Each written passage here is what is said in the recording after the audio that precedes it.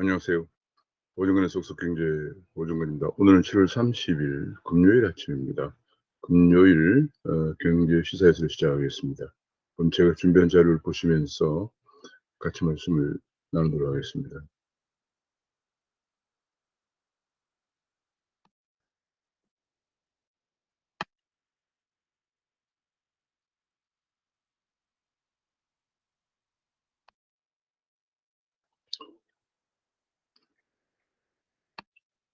귀에 쏙쏙 들어가도록 경제 기사를 쉽게 들려드리는 명품 시대를 7월 30일 아침입니다. 구독과 알림 설정을 부탁드립니다. 지금 어제 확진자가 코로나 바이러스 확진자가 1710명을 기록했습니다. 24일째 1000명을 넘어서고 있고요. 지난 일주일 보면은 1700명대 안팎을 왔다 갔다 하고 있는 그런 상황입니다. 좀채 이 1700명대 확진자가 꺾이지 않는 그런 모습을 보이고 있습니다. 델타 팬데믹이 2달이 고비다. 앞으로 목표 접종률 70에서 90% 상향을 검토를 하고 있다는 보도가 나왔습니다. 현재 2차까지 접종한 전 국민 접종 완료는 13.7%밖에 안 되는데 이것이 2달 동안에 접종을 완료해야만이 어느 정도 집단 면역이 될 것이다 하는 그런 분석이 나오고 있습니다. 그런 가운데 문제는 백신 확보가 지금 가장 큰 문제가 되겠습니다. 그런 가운데 어제 40대 중환자가 빈 병상을 찾다가 숨졌다는 보도가 나왔습니다. 지금 4차 유행에 응급의료에 빨간불이 켜지고 있다는 보도가 나왔는데 지금 이제 지난 2주간 위중증 환자가 지금 200명대를 넘어서고 있습니다. 며칠 22일 날 부터 227명, 200명을 넘어서서 그저께 285명에 도달했습니다. 위중증 환자 중에서 이제 빈 병상을 찾다가 한 분이 운명을 했다 그런 보도가 나왔습니다. 그런 가운데 계속 거리두기를 강화하다 보니까 자영업자들이 비명을 지르고 있다. 6월에만 식당이나 숙박이 5만 명이 감소했다. 5만 명이 폐업을 했다는 얘기죠. 정말 큰 문제가 아닐 수가 없습니다. 자영업자는 삼중고에 시달리고 있다.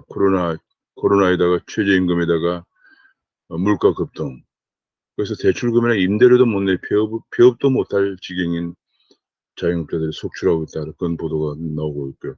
그런 가운데 재난지원금을 지원하는데 맞벌이 부부들, 특히 자영업자들은 이제 부인들은 가족 종사자라고 그래서 맞벌이를 인정을 하지 않다 보니까 재난지원을 적게 받는다는 그런 불평이 이어지면서 이 부분을 개선할 할 그런 식당 운영 부부 또 저는 이제 맞벌이 부부에 포함시킨다 그런 얘기가 나오면서 지금 또 개인 택시 50만 원, 법인 택시 80만 원도 또 문제가 되고 있고 각종 불만이 형평성에 대한 불만이 쏟아지면서 재난지원금 그렇지 않아도 지금 예비비도 없어서 군사비를 국방비를 헐어 써서 지급하고 있는 그런 상황인데 재난지원금 대상이 또 늘어날 것인가 하는 그런 우려가 대두가 되고 있습니다. 전투기 예산을 빼내서 추경을 편성해서 재난지원금을 지급하는 이 표를 위해서 안보를 허문 삼류 정치다 이런 지적이 나오고 있습니다. 그러니까 이번에 전국민 재난지원금을 지원하는 것은 다분히 지금 소상공인 보상 문제도 보상에다가 플러스해서 전국민 재난지원금을 지원하는 건 다분히 내년 대선을 의식한 것이라고 볼 수 있는데 예산이 부족해서 전투기 예산을 빼서 지급한다 이런 얘기가 나오면서 완전히 표를 위해서 안보를 허물고 있는 삼류 정치다 하는 지적이 나오고 있습니다. 지금 아파트의 경우는 지난해 신축 아파트가 21% 줄어서 31만 가구밖에 공급이 안 됐다 그런 얘기입니다. 정년 지난 2015년과 2019년 평균이 39만 가구 아파트 공급이 됐는데 지난해는 31만 가구로 줄어들었다 그런 얘기가 나왔습니다. 이 전국이 그렇다는 얘기죠. 서울은 지금 더 줄고 있습니다. 보통 서울은 아파트 공급이 한 4만 가구 정도 공급됐는데 2-3만 가구로 줄어든 데다가 내년부터는 만 가구대로 떨어질 것으로 그렇게 전망이 되고 있습니다. 왜냐하면 그동안 인허가를 해주지 않고 재건축이나 재개발을 계속 늦춰왔기 때문에 이런 결과가 주로되고, 그렇게 되면서 집값이 오를 것이라는 예상 때문에 지금 뭐 집을 계속 연끌 투자를 해서 연끌 빚을 내서라도 사고 있는 그런 상황인데, 공유지의 비극 얘기를 꺼내가지고, 얘를 잘못 들은, 공유지는 공유 재산을 얘기하는 건데 집은 사유재산인데 공유지의 비극을 꺼낸 홍남기 부총리에 대해서 다시 또 경제학자들 너무 무지해서 기가 막힌다 이런 얘기까지 나오고 있습니다. 부총리가 집값 급락 경고한 날 세종 아파트 청약에는 22만 명이 몰렸다. 이게 국민들은 완전히 정부와 다른 생각을 하고 있는 거죠. 지금 거의 뭐 일반공 240 특별공 특공 244가구에는 2만 2천 건이 몰려서 93대 1을 기록하고, 일반 공급 1106가구에는 22만 명이 몰려서 199대 1을 기록했다. 이런 얘기가 나오고 있습니다. 지금 국민들과는 완전히 동떨어진 대책을 얘기하고 있는 것이 더 문제입니다.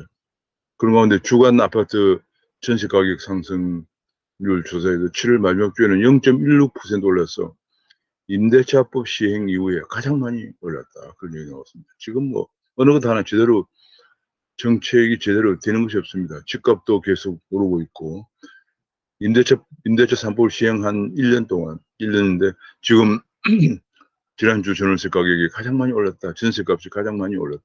이런 얘기 보도가 되었습니다. 더구나 이것이 비수기인데도 이렇게 많이 올랐다 하는 얘기고요. 지금 이제 4년 전에 전세가가 4년 전에 매매가보다 더 높아졌다. 그런 분석이 나왔습니다. 지금 보면은 2017년에 5월에 서울의 중위 아파트 중위 가격이 전세 가격이 4억이고 중위 가격이 6억 원이었는데 2021년 7월 지난달에 전세 중위 가격이 6억 원이고 아파트 가격은 10억 원으로 올랐습니다. 그러니까 이미 벌써 4년 전에는 전세 집값이 중위 가격이 6억 원이었는데 이제 전세 값이 6억 원이 되었다는 얘기입니다. 얼마나 집값이 많이 올랐는가 알 수가 있고요. 그동안 집을 사지 못한 사람들은 벼락거지가 되었다는 걸 통계가 입증을 하고 있다. 이 벼락거지란 말이 한국에서 등장을 했는데 갑자기 문재인 정부의 정책의 실패로 인해서 그냥 하루아침에 벼락거지가 되었다. 그런 것을 통계가 입증을 하고 있다. 왜냐하면 과거에 집값 자체가 이번엔 전세값밖에 되지 않을 정도로 집값이 많이 올랐기 때문에 이런 문제가 발생하고 있습니다. 서울만 그런 게 아니고 그러면서 전세 난민들이 서울 외곽으로 밀려가면서 시흥이나 군포의 소형 전세값도 급등을 하고 있다는 보도가 나왔고요. 어제 그저께 정부의 무대책 담화로 인해서 채권 시장으로 불똥이 튀고 있다. 이렇게 되면 이제 계속적으로 집값이 올라가면서 연내 금리 인상 가능성이 제기되면서 지금 3년물 국채금리가 올라가고 있는 그런 모습을 보입니다. 3년물 국채금리가 올라가면 결과적으로 한국은행 금리 인상을 재촉하는 그런 현상이 될 것입니다. 10년물 국채금리는 하락을 하는데 이 장기 금리 하락은 경기 둔화를 의미하는 것이거든요. 근데 단기적으로 금리가 올라가면은 결국은 스프레드가 장단기 금리 차이가 줄어들면서 한국은행 금리 인상을 압박하게 됩니다. 그런 가운데 그제 담화에서 금융위원장도 참석했었죠. 그러다 보니까 중국의 부동산 엄포에 시중은행들이 눈치를 보느라고 대출 문턱을 높이고 있다. 농협이나 신협에서도 부동산 대출에 문을 좁히고 있다. 그런 보도가 나왔습니다. 그런데 그런 가운데 교육부에서는 문재인 정부 4년 동안 기초학력이 계속 떨어지고 있다는 보도가 계속 나왔습니다.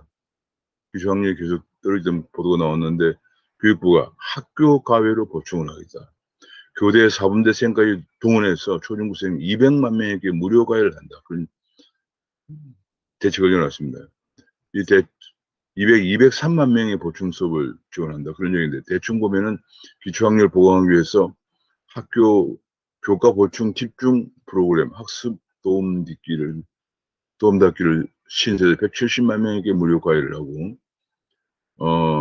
그 다음에 이 튜터링 교대 4대 학생들이 예비 교원을 활용해서 학생들 튜터링 하는데 24만 명을 동원한다. 맞춤형 학습 지원을 한다. 뭐 등등인데요. 이러다 보면 이제 예산이 필요하겠죠. 약 3조 원 정도 투입한다. 그런 얘기도 나오고 있고요. 지금 가장 중요한 왜 기초학력이 떨어지고 있나? 이 전교조들이 제대로 학습 역량보다는 지금 학교에서 시험 산무라고 그러죠.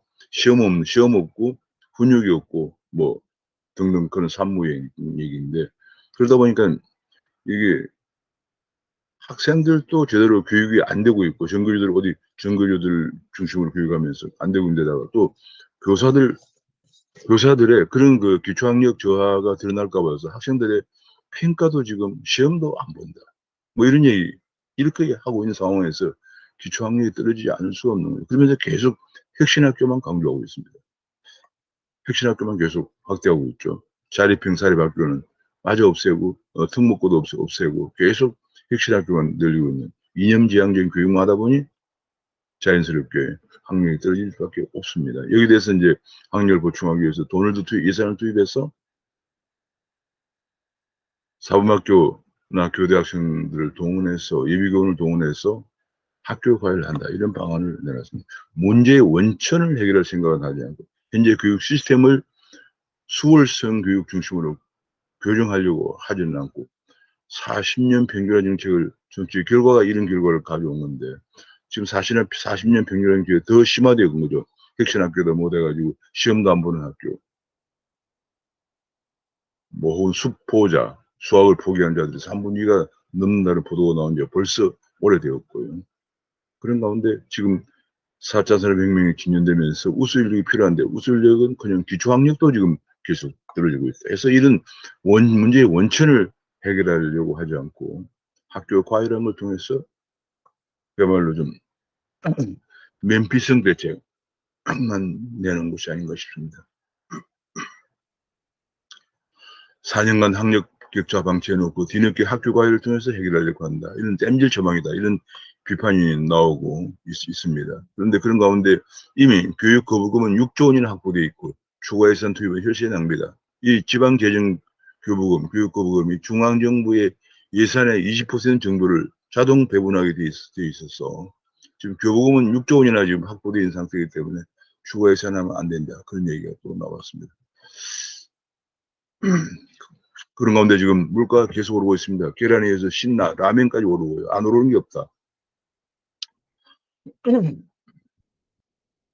농산물값이 폭등하면서 벌써부터 추석물가 걱정이 된다는 보도가 나오고 있습니다.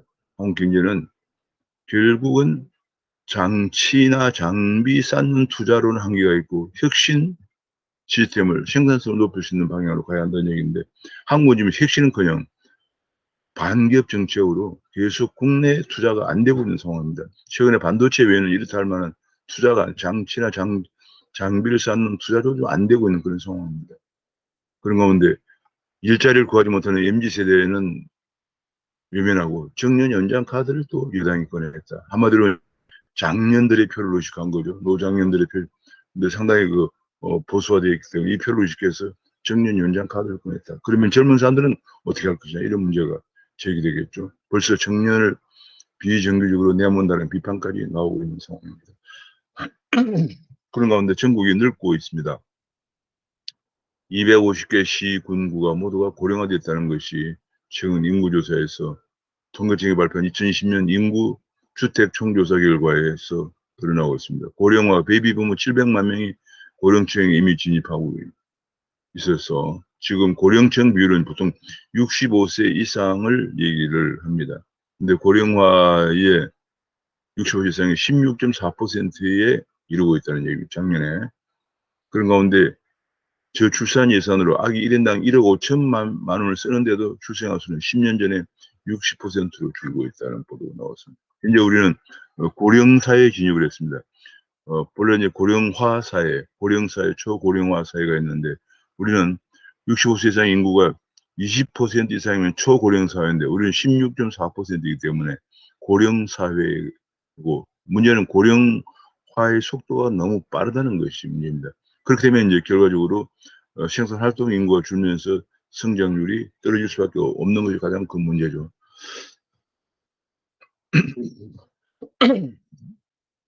미국에서는 미국 경제가 2분기 성장률 6.5%로 나왔습니다. 시장에서는 8.4% 정도 전망했었는데 6.5%가 나오면서 6.5% 그쳤지만 미 연준은 미국 경제에 상당한 진전이 있었다고 평가를 했습니다. 그래서 조만간에 테이퍼링을 하는 것이 아니냐 그런 기대가 나오고 있는 상황인데 지금 미 연준은 델타 변이에도 경제가 진전되었다라고 하면서 자산 매입 축소 신호가 더 강해졌다 그런 얘기고요. 또 시장에서는 이름에는 11월 정도에 국채나 주택저당채권 매입을 중단할 가능성도 있다는 보도가 나왔습니다. 현재 실업률이 5.9%까지 떨어졌습니다. 미국의 미 연준이 목표하고 있는 실업률이 4.0%이기 때문에 5.9%까지 6월 실업률이 5.9%입니다. 그래서 결과적으로 11월 정도면은 자산 매입을 중단하지 않겠느냐. 다시 말하면 테이퍼링 정도에 완전히 자산 매입을 중단할 가능성도 있다. 이런 보도가 나왔습니다. 그렇게 되면 한국도 그러면 금리를 인상해야 되니까 만약 미국 11월 달에 테이퍼링 완전히 자산 매입을 중단한다 그러면 한국도 8월 금리 인상이 가능하지 않겠느냐 이런 분석도 나오고 있습니다. 금융당국이 신한금융지주가 역대 최대 순이익을 내면서 3분기 분기 배당을 공시하자 배당하지 말라는 얘기 공고를 했다고 합니다.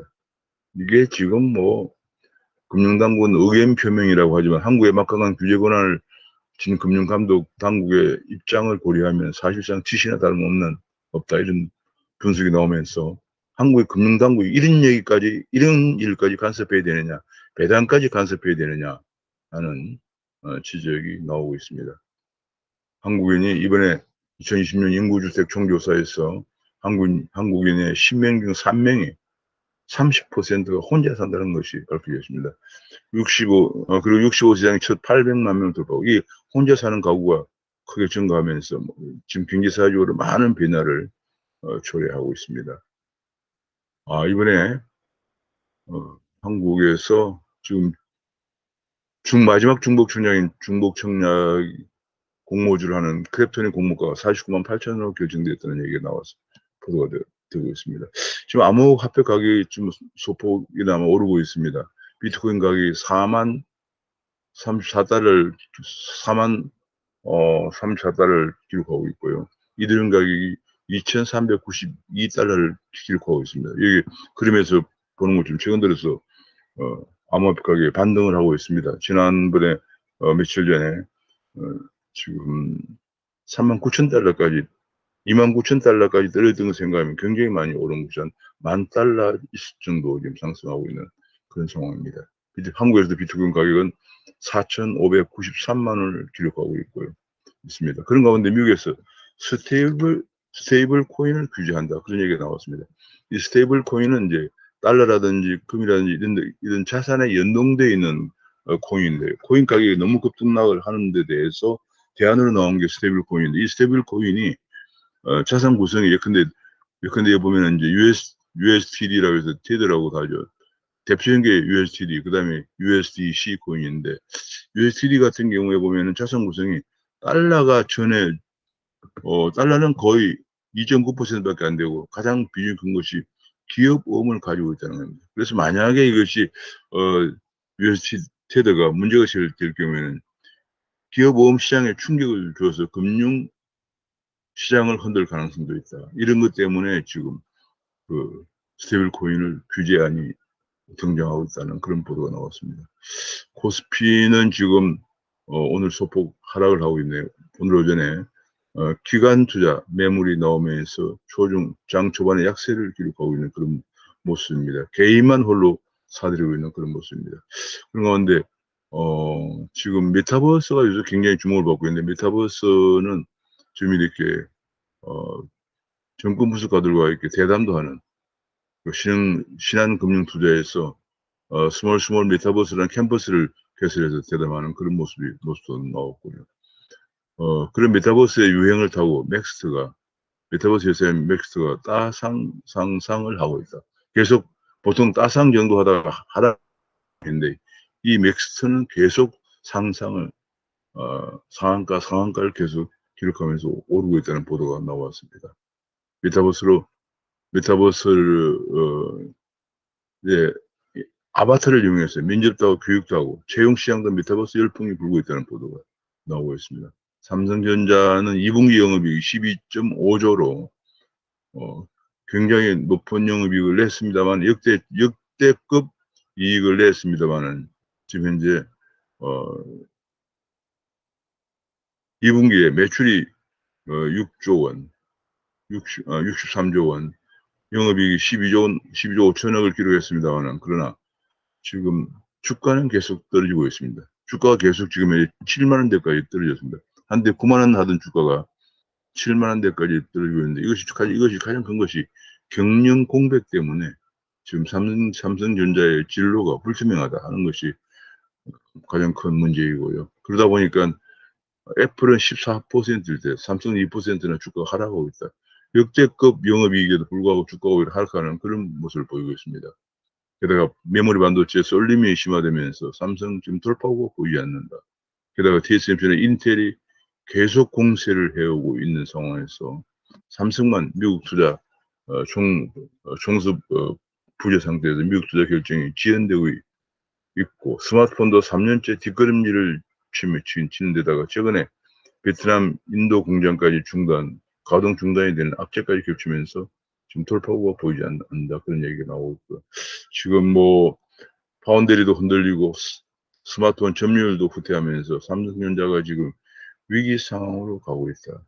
결과적으로 이렇게 되면은 삼성전자의 위기는 곧 한국 경제 위기입니다. 최근 설비투자 증가도 삼성전자에 여기 반도체 공장 투자, 반도체 공장 하나에 보통 20조, 30조 원이 들기 때문에 투자에 힘입어서 그나마 설비 투자가 유지가 되고 있는데, 그리고 수출에도 거의 한 20%를 삼성 반도체가 차지하고 있죠.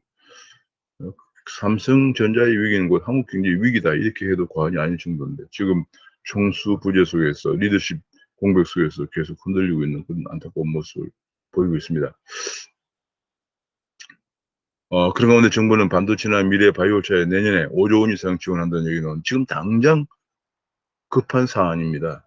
그리고 반도체, 미래차, 바이오에다 다 합해서 5조 원, 이거 언발의 오줌 누기입니다.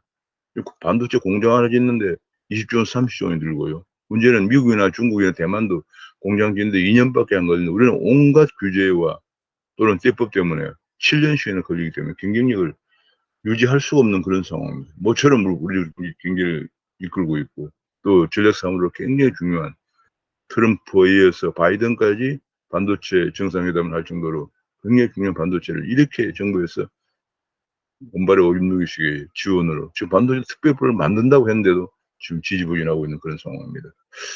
지금 그런 건데 미국에서는 삼성이나 TSMC의 지원을 반도체 보조금을 주면 혈세가 납니다. 이런 지적까지 나오고 있으면서 노골적으로 미국 기업을 지원하려고 하는 그런 자세를 보이고 있습니다.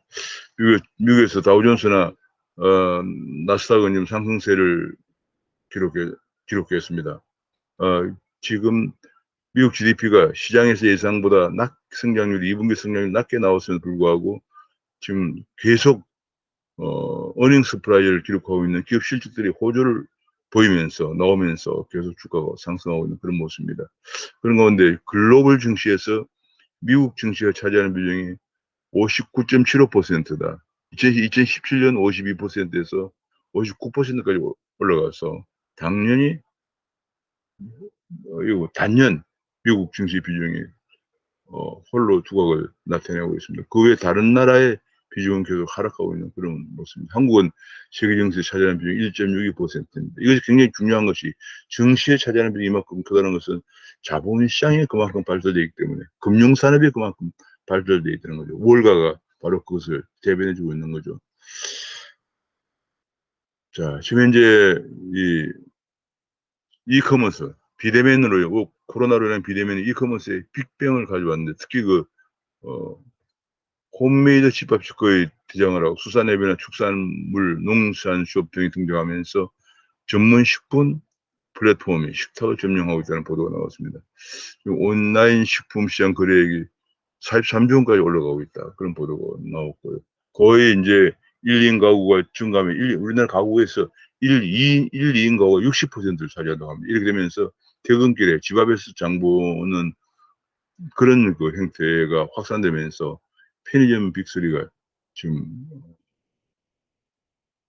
대형마트 매출을 넘어서고 있다. 그런 보도가. 대형마트는 오히려 지금 보면은 비중이 줄고 있어요. 그런데 편의점 비중은 오히려 17%로 비중이 증가하고 대형마트는 15.1%로 감소하고 있는 그런 모습을 보이고 있습니다. 이것이 이번에 코로나로 인한 비대면이 엄청난 이런 그 식품 시장에 커다란 변화까지 초래하고 있는 그런 양상입니다. 그런 가운데 현대차그룹과 LG가 인도네시아에 배터리 합작 공장을 짓는다는 보도가 나왔습니다. 물론 이제 인도네시아 동남아 시장 확보를 위해서 중요하지만 지금 중요한 것은 우리나라의 파전 반기업과 얼마 전에 미국 국무부 투자환경보고서에서 나왔지만 한국에 CEO를 하는 것은 곧 형무소 갈 각오를 해야 가능하다. 뭐 그런 얘기가 나올 정도의 반기업이나 가중되는 반기업 규제 이런 것 때문에 지금 우리나라에서 공장을 짓지 않습니다. 이것이 가장 큰 문제죠. 미국으로 가거나 중국으로 가거나 심지어는 외국에까지 가서 합작 공장을 짓는 이런 상황이 나오고 계속 확산되고 있습니다. 지금 우리나라에서는 지금 일자리가 자연 그러다 보니까 일자리가 없어서 지금 아웃성이죠. 정말 기업 투자하기 좋은 환경, 세계에서 가장 기업 투자하기 좋은 환경을 만드는 것이 가장 중요한데 우리는 그런 데 대해서 전혀 관심이 없는 상황입니다. 탄소 중립은 공짜가 아니다. 계속 탄소 중립만 밀어붙이고 있습니다. 그러면서 온실가스 감축 목표를 높인다. 이런 얘기만 하고 있는데 이것이 공짜가 아니다. 엄청난 비용을 수반하는 것이다. 7강 업종에만 68조 원의 비용이 증가하는 것이다. 대책이 필요한 대책과 함께 가야지 그냥 뭐 환경론자들의 환경 카르텔의 주장만 받아들여서 계속 온실가스 감축 목표를 높이기 위해서 안 된다는 얘기고요. 특히 그 미국이나 유럽에 탄소 국경세를 부과하면 한국 수출에 약 연 8조 원 정도 타격을 입을 것이라는 그런 분석 보도도 나오고 있습니다. 그런 가운데 바이든 행정부는 바이 아메리칸이 정책이 트럼프보다 훨씬 더 강하다. 그런 얘기가 나오고 있습니다. 지금 현재 미국산 부품을 사용해야 할 비율을 55%, 75%까지 올린다. 지금 미국산 인정을 미국산 부품을 얼마나 썼냐 가지고 보고 있는데 현재 55%, 60% 높인 다음에 2029년까지 75%까지 미국산 부품을 써야 미국산으로 인정한다 이런 얘기입니다. 그러다 보니까 자연적으로 미국 해외 나간 기업들이 미국산을 인정받게 돼서 미국을 많이 리쇼링을 하면서 지금 작년 하반기에 리쇼링 기업이 773개나 되었다는 얘기예요. 작년 상반기에는 321. 그게 연간으로 거의 1000개가 넘는 기업이 1100개 정도 되는 기업이 미국 리쇼링을 하고 있습니다. 우리나라는 그 한 20개 정도 들어오는데 그나마 절반 정도가 후회를 하고 있다는 그런 조사 보고서가 나오고 있는 상황입니다. 문재인 정부 실패의 가장 큰 원인은 무엇인가? 원로학자 김영석 교수의 분석은 현실 인식이 없이 이념에 맞추었다. 그래서 사회주의 경제관으로 경제 실패를 물고 갔다는 것이 가장 큰 문제다는 지적을 경청할 만한 지적이 나오고 있는 상황입니다. 지금도 뭐 여전히 여러 정책들이 지금 엇박자를 내고 현실과는 너무 다른 현실을 제대로 봐가지고 현실을 왜곡 진단하면서 그 왜곡된 진단을 그대로 주택 정책이다, 방역이다 뭐 내놓으면서 오히려 국민만 옥죄고 있는 그런 상황입니다. 오늘 말씀 여기서 마치겠습니다. 감사합니다.